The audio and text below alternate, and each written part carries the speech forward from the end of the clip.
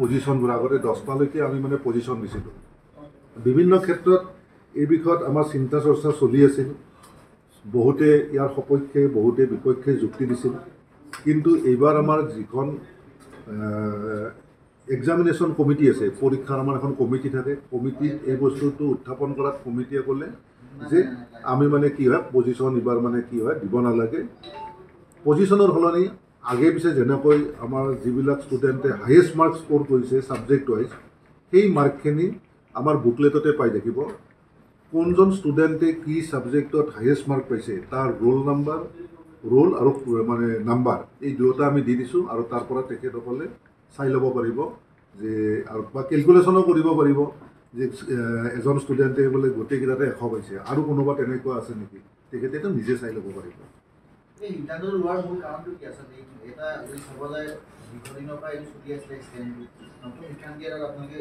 আচলতে সিদ্ধান্ত লোৱাৰ কাৰণটো এনেকুৱা আজি পজিশ্যনটো এটা আনহেল্ডি কম্পিটিশ্যন আমি দেখি থাকোঁ তাৰোপৰি আজিকালি পজিশ্যনৰ ফালৰ পৰা মানে কি হয় ক'তোৱে মানে কি হয় ছিট নিদিয়ে আজি যদি আপুনি চাব যায় যে মানে কি হয় CUET দিব লাগে JEE দিব লাগে JEE এডভান্স নীট এটা মিনিমাম এলিজিবল ক্ৰাইটেৰিয়া মাৰ্কছ লাগে গতিকে পজিশ্যনটোত তাত একো দৰকাৰ নাই আৰু ৰিজাল্টটোত কোনে কিমান স্ক'ৰ কৰিছে ছাবজেক্ট ৱাইজ সেইটোতে মানে কি হয় ঠিক থকাৰ কাৰণে কাউন্সিলে তেনেকৈ ডিচিশ্যন লৈছে আৰু তেনেকৈ ৰিজাল্টটো ডিক্লেয়াৰ কৰা হৈছে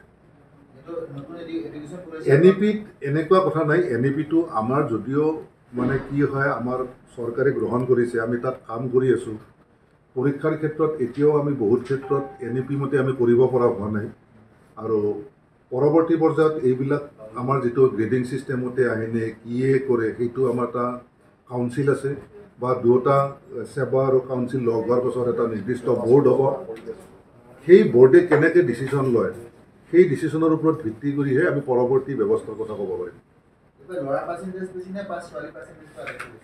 এতিয়া আমাৰ মেল ফিমেল হিচাপে আছে কিন্তু মেল ফিমেল হিচাপে আমি যদি চাওঁ ছোৱালীৰ সংখ্যাই বেছি যেন লাগিছে কিন্তু আমি পাৰ্চেণ্টেজ হিচাপে আমি মেল পাৰ্চেণ্টেজ আৰু ফিমেল পাৰ্চেণ্টেজটো ছেপাৰেটলি আমি ওলোৱা নাই কিন্তু গোটেই ডিটেইল ডাটাটো আছে যেনে আৰ্টছত মেল এপিয়াৰ হৈছিল 88,934 তাৰে ভিতৰত টোটেল পাছ কৰিছে 76,354 ফিমেল এপিয়াৰ হৈছিল 1,12,155 পাছ কৰিছে 1,01,080 এই ডাটাটো আমাৰ আছে লাগিলে আপোনালোকে লৈ ল'ব পাৰিব কিন্তু পাৰ্চেণ্টেজটো মেল ফিমেল পাৰ্চেণ্টেজ হিচাপে এইটো মানে উলিয়াই নাই এইটো উলিয়াৰ কাৰণে বেছি সময় নালাগে কিন্তু মানে কি হয় কেলকুলেশ্যনটো কৰিব লাগে পাৰ্চেণ্টেজটো মাৰিব লাগে বহু শিক্ষাৰ্থী আচলতে ভবামতে তেওঁলোকে যদি মাৰ্কটো নাপায় তেওঁলোকে ৰিচেকিং কৰাৰ ব্যৱস্থাটো কেনেধৰণে আমাৰ কাউন্সিলৰ যিখন আমি নটিফিকেশ্যন দিছোঁ ইয়াত নটিফিকেশ্যনটো আমি দিছোঁ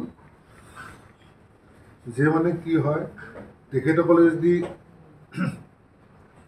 ৰিচেক কৰিব বিচাৰে তেতিয়া আমাৰ এই নটিফিকেশ্যন যিখন এই নটিফিকেশ্যনটো আমি লিখি দিছোঁ the candidate who which to get their answer script recheck may visit আমাৰ এইটো যিটো ৱেবছাইট সেইটো দিছোঁ for applying online the online platform for application for rechecking will be open after 3 days from the day of declaration of result 3 days পিছত আমি মানে তেখেতসকলেতো online খুলি দিম সেই অনলাইনত তেখেতসকলে নিয়ম অনুযায়ী এপ্লাই কৰিব তাৰোপৰি যদি কোনোবাই যদি মানে কি হয় ফটোকপি বিচাৰে সেই ফটোকপিখিনিও আফটাৰ 15 days মানে কি হয় আমি মানে কি কৰি দিম খুলি দিম আমাৰ মানে ৱেবছাইটটো তেতিয়া তেখেতসকলে ফটোকপিটো আমাৰ তাত বিচাৰিলে আমি মানে কেতিয়া বিচাৰি এইবাৰ আমি এই ক্ষেত্ৰতো এতিয়ালৈকে আমি ডিচাইড কৰা নাই যদিও আমি ফটোকপিটোও যিমান পাৰি কিমান সোনকালে আমি দিয়াৰ ব্যৱস্থা কৰিম মানে কি এনে নিৰ্দিষ্ট টাইম থাকিব নেকি কিমান দিনৰ ভিতৰত ঘূৰাই দিব সাধাৰণতে ফটোকপিটো আমাৰ এই গোটেইখিনি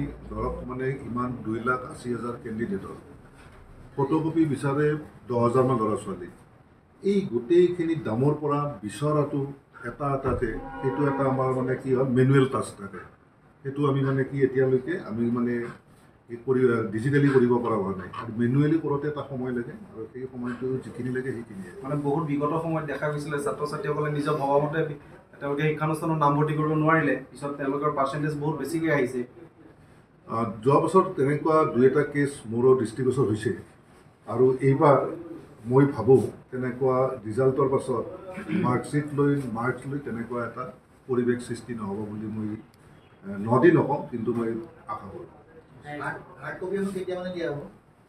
মাৰ্কশ্বিটৰ মাৰ্কশ্বিটৰ 5-6টা হাৰ্ডত 10-15 দিনৰ পিছত দিয়া হ'ব।